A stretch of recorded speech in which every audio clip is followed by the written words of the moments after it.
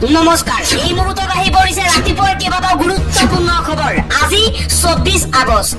অসমৰ লগতে ভাৰতৰ বিভিন্ন প্ৰান্তৰ পৰা এনেধৰণৰ খবৰসমূহ নিতৌ চাবৰ কাৰণে চেনেলটো ছাবস্ক্ৰাইব কৰি ভিডিঅ'টোত এটা লাইক কৰি দিব।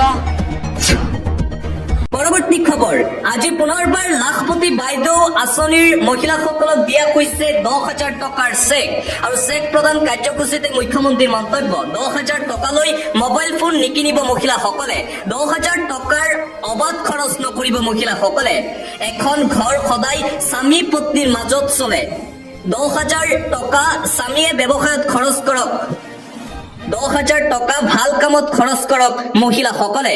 আৰু পৰৱৰ্তী সময়ত পুনৰবাৰ দিয়া হ'ব টকা। 10,000 টকা কি কামত খৰচ কৰিলে ভাল হ'ব সেই কামত খৰচ কৰক। ঘৰে ঘৰে চাবলৈ যাব চৰকাৰী বিষয়াসকলে। ইয়াৰ পিছত 25,000 টকা দিয়া হ'ব মহিলাসকলক। আকৌ ভাল কাম কৰিলে 50,000 টকা দিম বুলি ঘোষণা মুখ্যমন্ত্ৰী শৰ্মাৰ। আমি যি কওঁ সেয়া পালন কৰো বুলি মন্তব্য মুখ্যমন্ত্ৰী শৰ্মাৰ। আৰু লাখপতি বাইদেউ আঁচনিত 10,000 টকাৰ চেক প্ৰদান কৰি মুখ্যমন্ত্ৰীৰ এই আহ্বান, মহিলাসকলে যাতে এই 10,000 টকাৰে মোবাইল ফোন নিকিনে তাৰ বাবে আহ্বান জনাইছে মুখ্যমন্ত্ৰী হিমন্ত বিশ্ব শৰ্মাই। ৰাজ্যত পুনৰ সংঘটিত হৈছে মানৱ সমাজক লজ্জানত কৰা এক জঘন্য ঘটনা। টিউচন কৰাৰ চলেৰে অপকৰ্ম, ছাত্ৰীৰ সৈতে শিক্ষকৰ অপকৰ্মৰ ঘটনা। টিউচন কৰাৰ চলেৰে ছাত্ৰীৰ সৈতে নিবাৰণ দাসৰ জঘন্য কাণ্ড পোহৰলৈ আহিছে। 10ম শ্ৰেণীৰ ছাত্ৰীক ঘৰুৱা শিক্ষক নিবাৰণে চলালে যৌন নিৰ্যাতন। ঘৰত কোনো নথকাৰ সুযোগ লৈ ছাত্ৰীগৰাকীৰ সৈতে অপকৰ্ম কৰিলে শিক্ষকগৰাকীয়ে। কাছাৰৰ উধাৰবন্ধ হালগংগাত সংঘটিত হৈছে মানৱ সমাজক লজ্জানত কৰা এই চাঞ্চল্যকৰ ঘটনা। ছাত্ৰীৰে কুকৰ্ম কৰাৰ অভিযোগত গ্ৰেপ্তাৰ হল নিবাৰণ দাস নামৰ শিক্ষক। বিজেপিৰ এজন নেতাই নিবাৰণক ৰক্ষণাবেক্ষণ দিয়াৰ চেষ্টা চলোৱাৰো অভিযোগ উত্থাপন। টিউচন কৰাৰ চলেৰে শিক্ষকৰ এই জঘন্য কাণ্ড পুনৰবাৰ পোহৰলৈ আহিছে। এটা পলিটিকেল ব্ৰেকিং নিউজ। নিৰ্বাচনৰ পূৰ্বে এইবাৰ UPPLৰ শক্তি প্ৰদৰ্শন, শক্তি বৃদ্ধি পাইছে UPPLৰ। BTC নিৰ্বাচনৰ পূৰ্বে প্ৰমোদ বড়োৰ দলৰ শক্তি প্ৰদৰ্শন। দৈনিক শ শ নেতা কৰ্মীয়ে যোগ দিছে UPPL দলত। বিজেপি BPF ত্যাগ কৰি UPPL দলত যোগদান কৰিছে শ শ নেতা কৰ্মীসকলে। কংগ্ৰেছৰ নেতা কৰ্মীয়েও এইবাৰ যোগদান কৰিলে UPPL দলত।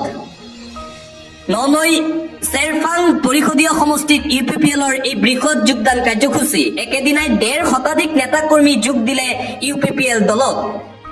BTC নিৰ্বাচনৰ পূৰ্বে শক্তি প্ৰদৰ্শন প্ৰমোদ বড়োৰ UPPL দলৰ।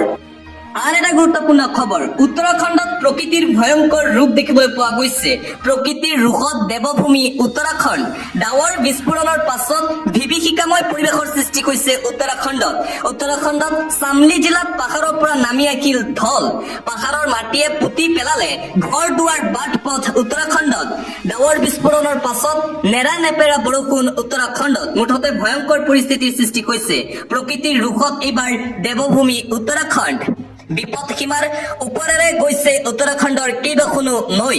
সন্ধানহীন কেইবাজনো লোক উত্তৰাখণ্ডত। প্ৰকৃতিৰ ৰোষত মুঠতে দেৱভূমি উত্তৰাখণ্ড। মাজনিশা ভয়ংকৰ ডাৱৰ বিস্ফোৰণো সংঘটিত হৈছিল উত্তৰাখণ্ডৰ গদেৰে আৰু পিণ্ডুৰ নদীৰ সংসাৰী ৰূপ। নৈৰ কাষত থকা লোকৰ মাজত হুলস্থলীয়া পৰিৱেশৰ সৃষ্টি হৈছে। দিবলৈ চোৱা আন এটা ব্ৰেকিং নিউজ। যোৱাকালি নলবাৰীত অনুষ্ঠিত হৈছিল মুখ্যমন্ত্ৰী হিমন্ত বিশ্ব শৰ্মাৰ বৃহৎ সভা। নলবাৰীত মুখ্যমন্ত্ৰী হিমন্ত বিশ্ব শৰ্মাৰ সভালৈ 10,000 টকাৰ চেক আনিবলৈ গৈ মহিলাৰ মৃত্যু হোৱা মহিলাগৰাকী বাহজানিৰ বুদ্ৰকুচিৰ ভৈৰা চুবুৰীৰ সৰলা দেৱী বুলি জানিব পৰা গৈছে। মুখ্যমন্ত্ৰীৰ সভাতেই অসুস্থ হৈ পৰিছিল সৰলা দেৱী। পৰৱৰ্তী সময়ত ঘৰলৈ আহি শেষ নিশ্বাস ত্যাগ কৰে মহিলাগৰাকীয়ে। শুক্ৰবাৰে মুখ্যমন্ত্ৰী হিমন্ত বিশ্ব শৰ্মাৰ সভাত অসুস্থ হৈ পৰিছিল আন কেইবাগৰাকীও মহিলা। আৰু এই ঘটনাৰ পিছতে এতিয়া তীব্ৰ প্ৰতিক্ৰিয়া দেখিবলৈ পোৱা গৈছে। নলবাৰীৰ সৰলা দেৱীৰ মৃত্যু সাধাৰণ মৃত্যু নহয়, মন্ত্ৰী জয়ন্ত মল্ল বৰুৱাৰ ৰাজনৈতিক স্বাৰ্থ সিদ্ধিৰ বাবে কৰা এক হত্যাকাণ্ড। গৰু চোৰ আৰু পত্নীৰ বেআইনীভাৱে আহৰণ কৰা সম্পত্তিৰ তথ্য ডাকি জয়ন্ত মল্ল বৰুৱাক বচোৱাৰ ষড়যন্ত্ৰ মুখ্যমন্ত্ৰী হিমন্ত বিশ্ব শৰ্মাৰ। মন্ত্ৰী জয়ন্ত মল্ল বৰুৱাৰ চালা চামুণ্ডাই আঁচনি কাটি দিম বুলি ধমকি দি অসুস্থ মহিলাক সভালৈ আনিবলৈ বাধ্য কৰাইছিল। আৰু নলবাৰীত মুখ্যমন্ত্ৰী হিমন্ত বিশ্ব শৰ্মাৰ সভাত যি মহিলাৰ মৃত্যু হৈছিল সেই মহিলাৰ মৃত্যুৰ পিছতে এতিয়া প্ৰতিক্ৰিয়া দেখিবলৈ পোৱা গৈছে ৰাইজৰ।